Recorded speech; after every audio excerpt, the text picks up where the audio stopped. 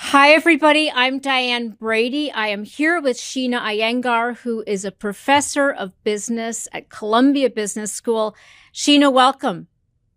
Thank you. Thank you for having me. I have to say, before we get into your new book, your previous book was one of my favorites, The Art of Choosing. And what I especially loved was this whole paradox of choice. I often think of that example you gave of 2 jars of jam, being in a store and more people purchasing it than if you put out 6 jars of jam, because all of a sudden a paralysis sets in. Is there a natural segue between what you have been talking about in that realm and this book, Think Bigger, the Innovation Method? I know there's an element of choice in there, but curious to know if there's if one flows from the other.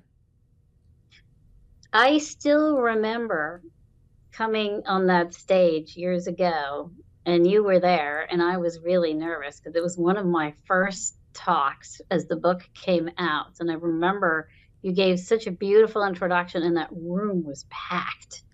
So thank you. It was actually wonderful to go to Bloomberg. Yes, it was. It was when I was at Bloomberg, and it's and I think it just really resonated with people because we've always assumed more choice is better, and it's not. I think that's now part of the cultural mindset that we've absorbed, that idea from your TED Talk, from your book.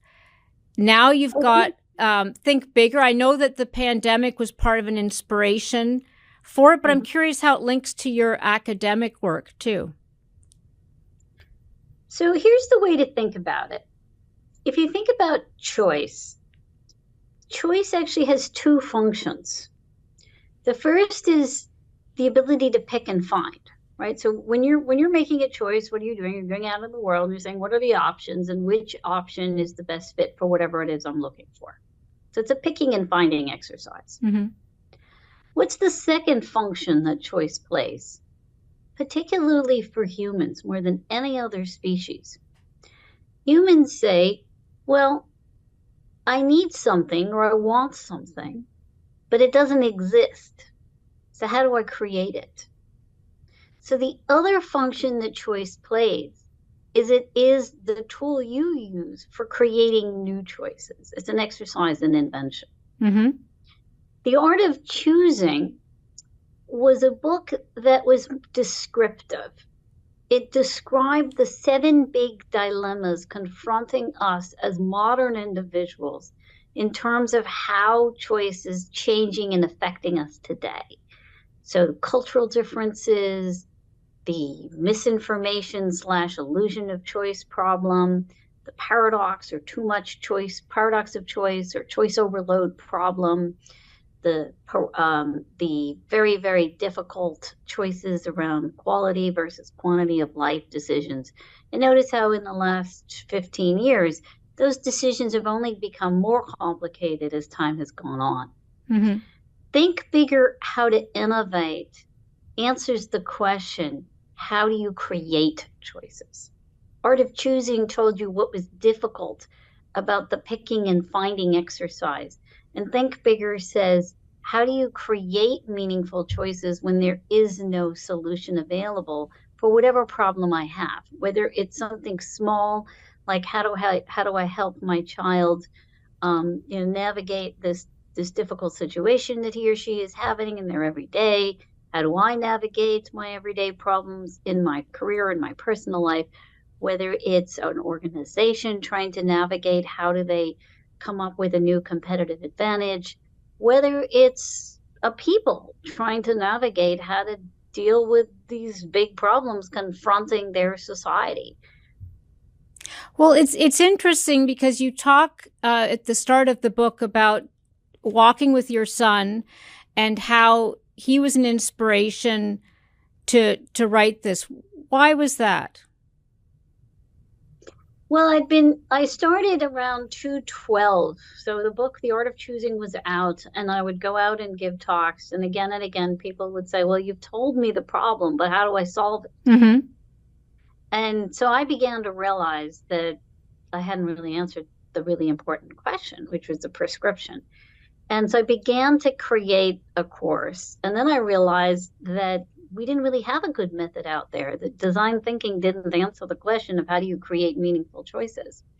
And so little by little, I began to create this method, which obviously drew on my background as a cognitive scientist, drew on my background as a social psychologist, but also increasingly drew on my knowledge of neuroscience, particularly neuroscience as we have learned it and developed it here at Columbia.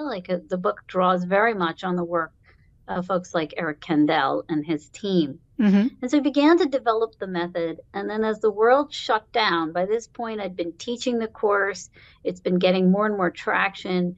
Not only were more and more students taking the class, but I also had a following amongst industry members, industry leaders. I had about 200 by then innovation practitioners that would regularly come into my class just because they wanted to see what the students were doing.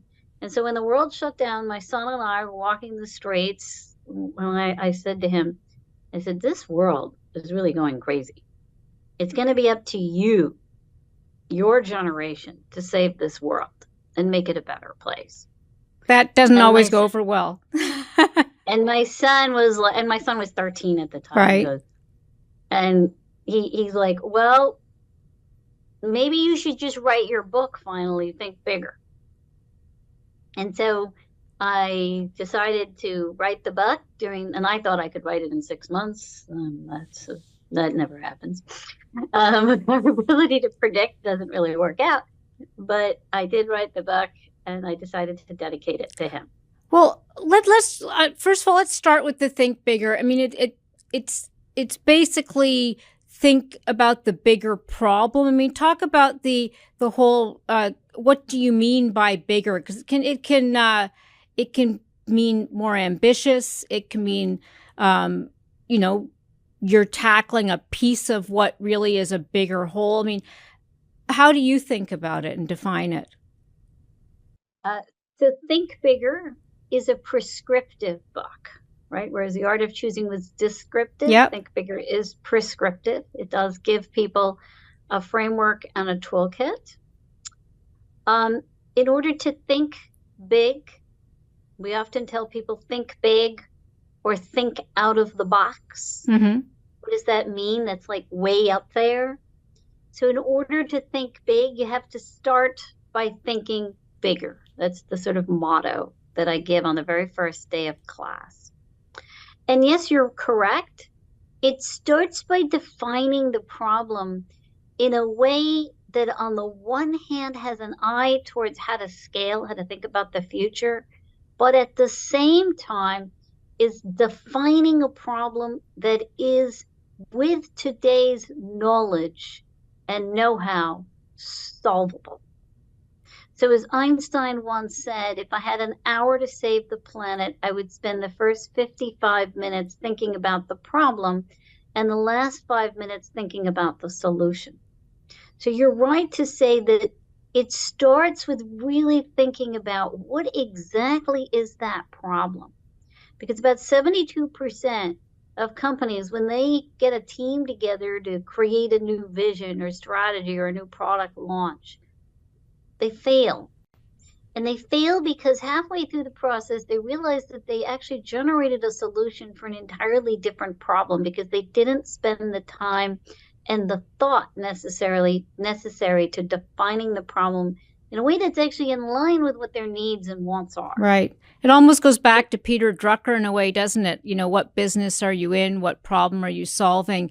I mean, so really this is about innovation, and it's that 55 minutes is the that you mentioned with Einstein is really getting the specificity. So that is the first element of this. One thing about the book that struck me is you had a lot of inspiring examples. They were examples of, geniuses and people who had done amazing things. And when you think about the average person in your class, what does think bigger mean for them? Is it really, as an entrepreneur, a startup?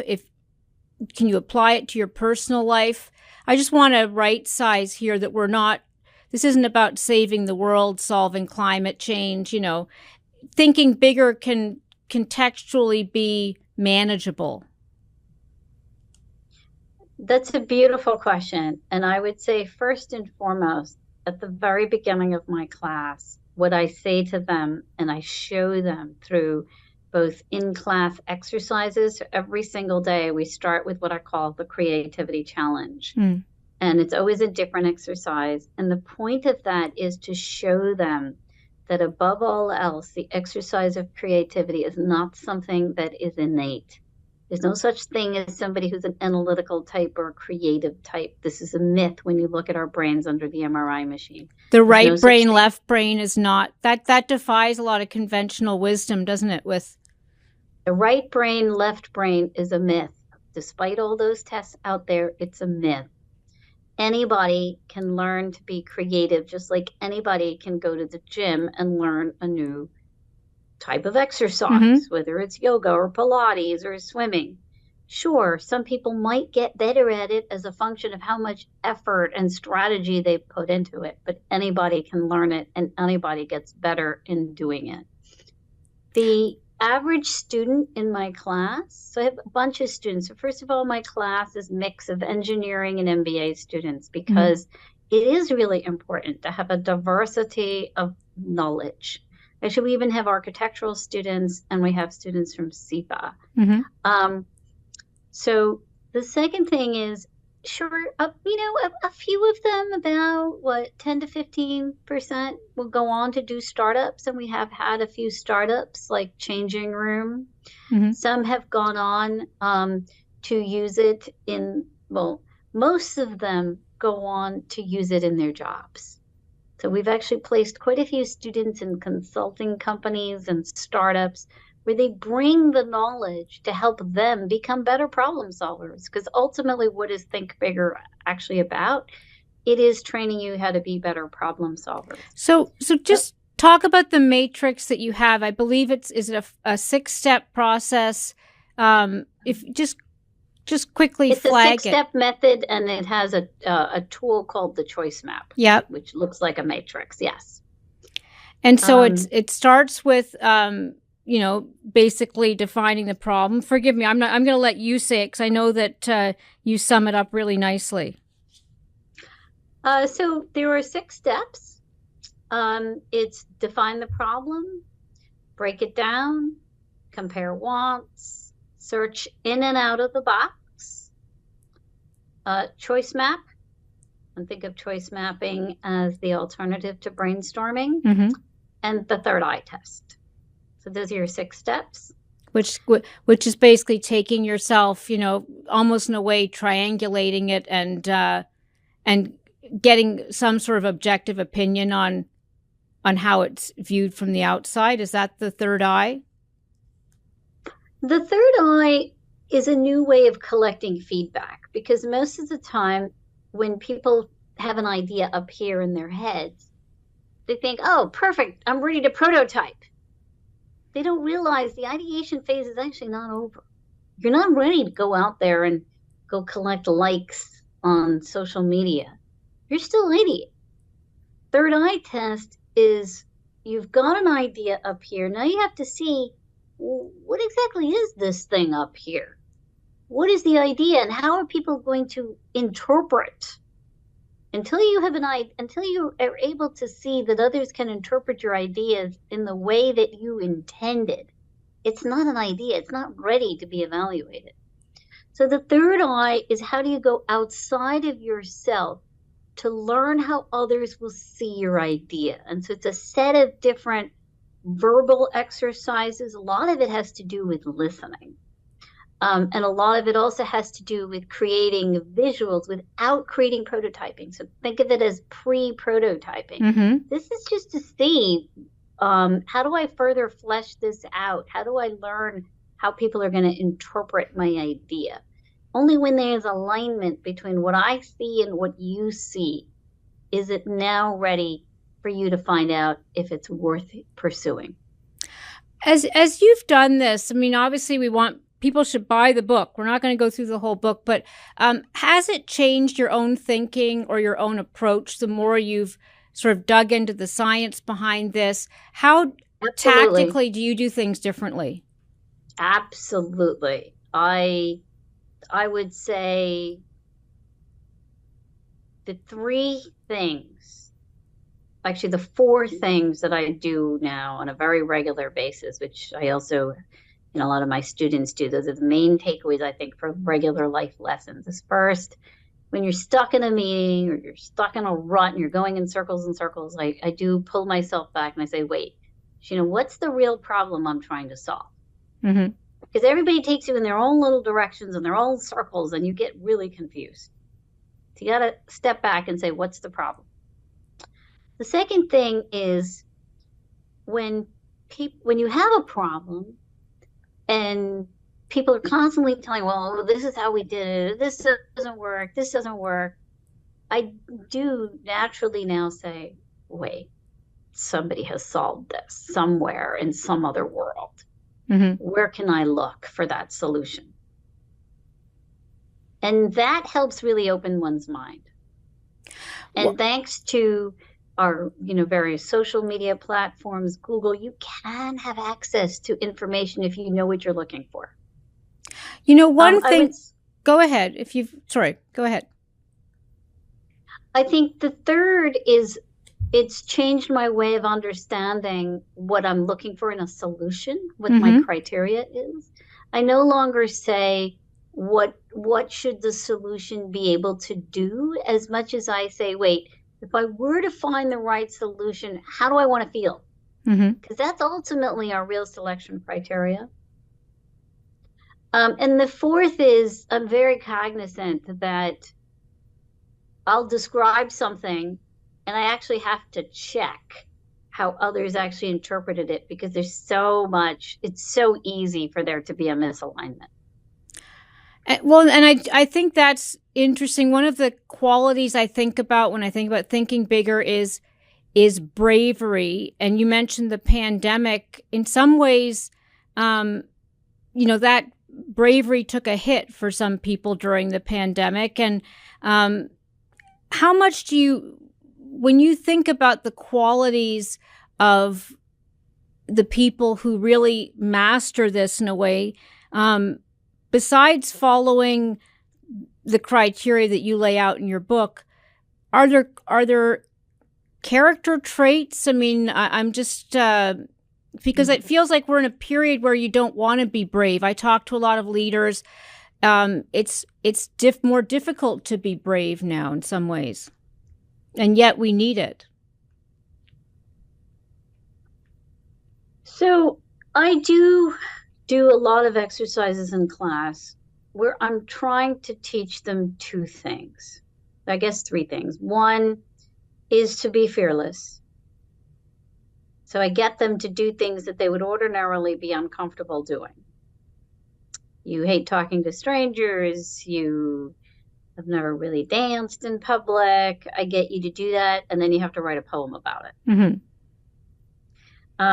And that is just to build in that habit of being fearless, because, it's usually most things are not as scary once you do it. Right. The second is I'm trying to get them to understand the value of persistence, right? And so a lot of times people give up in the creativity exercise because they have the excuse, I don't know what to do.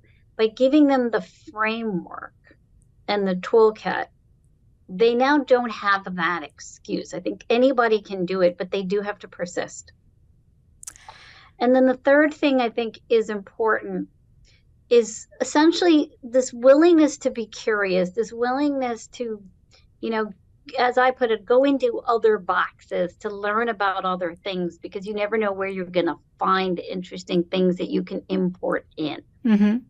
So who knows if Einstein was truly a genius?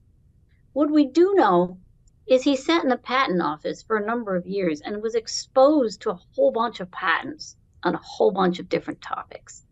And we know that even by his own account, that was his greatest worldly oyster.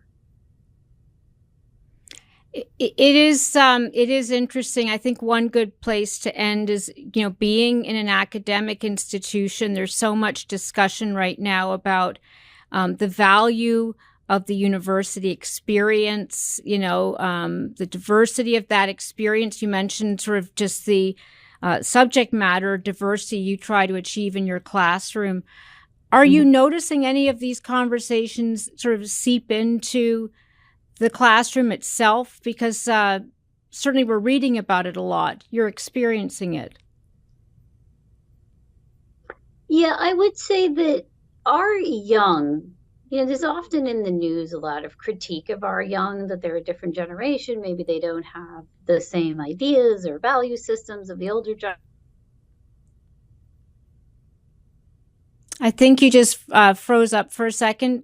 Sheena, if you want to just, you're saying about the misconceptions about our young.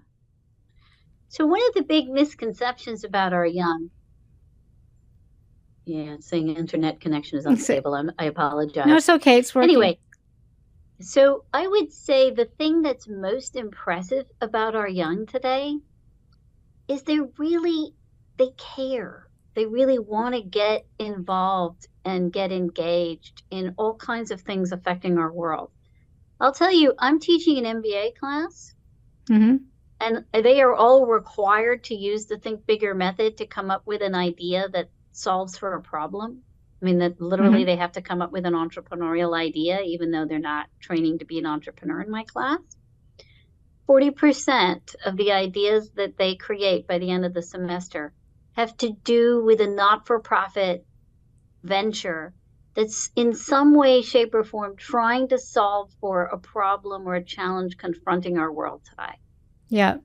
Yeah, they do think bigger. It's true. So I think certainly from the zeitgeist point of view, these are the questions we should be asking. So Sheena, thank you. Thank you for joining us. And I look forward to continuing the conversation. Thank you.